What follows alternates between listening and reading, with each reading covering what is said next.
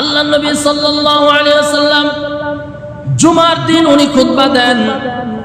আজকে আপনারা দেখতেছেন এই যে মিম্বরটা, তাকায় দেখতেছেন মিম্বর। এই মিম্বরটা কিভাবে আসলো? সর্বপ্রথম মিম্বর কে তৈরি করে দিল? মজার একটা ব্যাপার হলো এটা, মসজিদের মধ্যে পুরুষ না মহিলা আসে? পুরুষ আসে।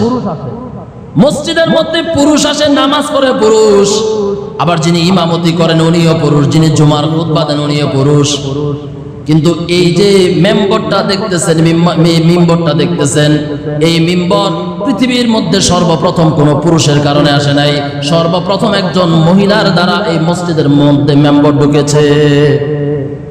মহিলা এমন ছিল, রাসূলের যুগের মহিলারা এমন ছিল যে তারা দিন মানার জন্য আল্লাহর নবীর কাছে এসে বিচার দিত।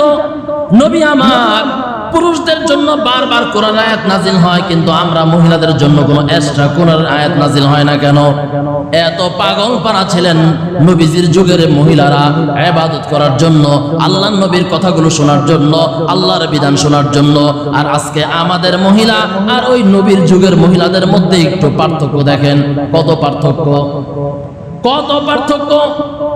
ইবাদতের কথা বললে ইবাদত করে না, সময় অপচয় করে, স্বামীর সম্পদ ধ্বংস করে, ঘরের মধ্যে সারাদিন গুনাহের কাজ করে, কিন্তু আমল ইবাদত কিচ্ছু করে না। এই যে মসজিদের মধ্যে মিম্বর ঢুকেছে সর্বপ্রথম একজন মহিলার দ্বারা। কিভাবে ঢুকলো?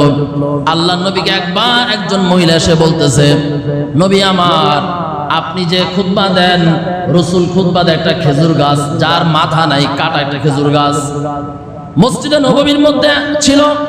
ওই খেজুর গাছের সাথে রাসূল হেলান দিয়ে এই জুমার খুতবা দিতেন।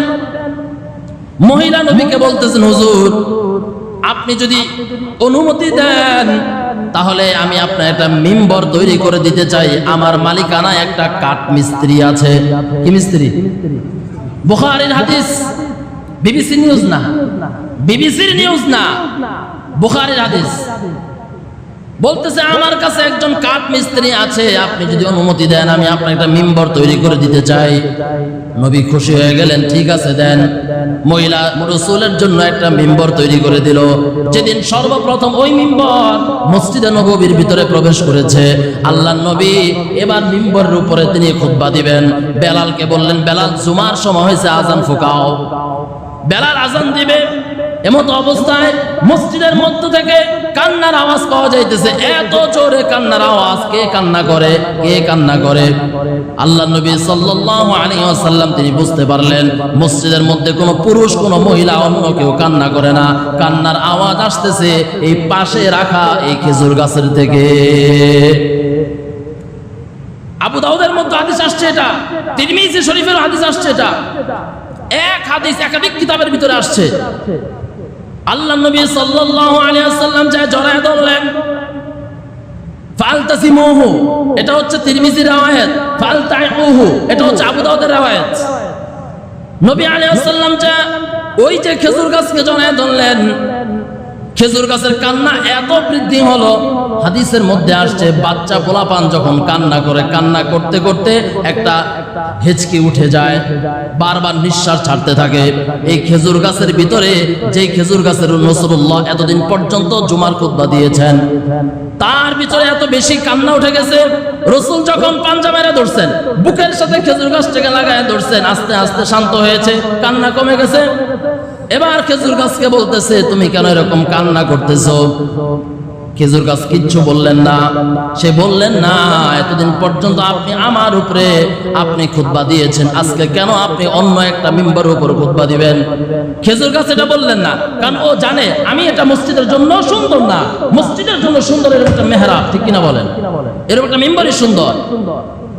খেজুর গাছ বুঝতে পারলেন আমি যদি আবেগ দেখাই তারপর আমি খেজুরের উপর আর সে খুতবা দিবে না। এই জন্য মিম্বর ওই খেজুর গাছ যার মাথা নাই। আল্লাহর নবী সাল্লাল্লাহু আলাইহি ওয়াসাল্লাম খেজুর গাছকে বললেন, তুমি যদি বলো আমি তোমার জন্য একটু দোয়া করে দেই। তুমি আজকে তোমার মাথা নাই, যার কারণে তুমি বড় হইতে পারো না, তোমার কোনো খেজুর ধরে না, কোনো ডালপালা নাই। তুমি যদি বলো আমি তোমার জন্য একটু দোয়া করে দেই, আমি দোয়া করার পর থেকে সারা জীবন, সারা বছর তোমার গাছের মধ্যে খেজুর থাকবে।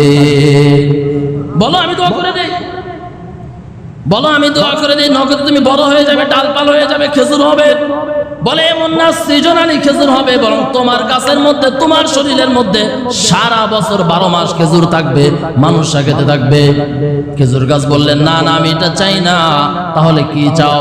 খেজুর গাছ বললেন, হুজুর আপনি আমার জন্য এই দোয়া করেন, হাসরের ময়দানে ওই পরকালে জান্নাতের মধ্যে আমি আপনার মিম্বর হয়ে থাকতে চাই।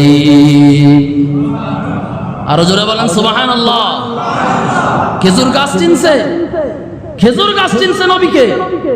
কথাটা কি বলেছে একটু বুঝেন। যার যার গুণ হইলো যখন ফল বের হয়, ঠিক না? আম গাছের গুণ কখন? যখন আম গাছে ফল দেয়। ফল যদি না দেয় মালিক কি করে? রাখে না, কেটে ফেলে। তাহলে খেজুর গাছের গুণ ছিল ফল বের হবে তো খেজুর গাছের মান বাড়বে। কিন্তু খেজুর গাছ বলে আমার ফলের দরকার নাই, আমি এরকম মরা অবস্থায় থাকবো, কিন্তু আমি পরকালে আমি আপনার মিম্বর হয়ে থাকতে চাই। ও মুসলমান, এটাই বুঝাইতে চাই, এটাই বুঝাইতে চাই। কয়জন মুসলমান এখানে বলতে পারি যে আমি আমার সারা জীবনটা আমি রসুলের আদর্শের সাথে মিলাইয়া দিলাম, আমার দুনিয়া আমি কিছু পাই বা না পাই, ও নবী আমার সবকিছু আপনার মতো করতে চাই, পরকালে যেন অন্তত আপনার সাথে আমি জান্নাতে যেতে পারি। তাহলে খেজুর গাছ চিনছে না?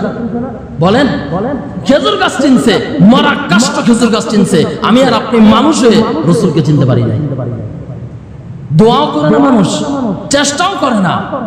আমি একটু খাবার খাবো, রসুল কিভাবে দস্তরখানা বিছায় খাইছেন আমি এভাবে খাই। আমি একটু চলবো, রসুল কিভাবে পথে চলছেন আমি চলি। আমি একটু ব্যবসা করবো, রসুল কিভাবে ব্যবসা করেছেন আমি সেটাই করি। আমি একটু শ্রমিক থাকবো, রসুলও শ্রমিক ছিলেন, কিভাবে ছিলেন আমি ওইভাবে থাকি। রসুল যা করেছেন, রসুল যেটাকে রসুল দূর করছেন আমি ওটা দূর করে দিব, রসুল যেটাকে আমল করেছেন আমি ওটাকে আমল করব। তাহলেই না আপনি আশা করতে পারেন পরকালে রসুলের হাতে হাউজে কাউসারের পানি মিলবে। মনে রাখবেন, এই পানি সাধারণ পানি না, এই পানি এক ঢোক যে খেয়েছে পুরা কিয়ামতের ময়দান তার আর দ্বিতীয়বার তৃষ্ণা লাগবে না।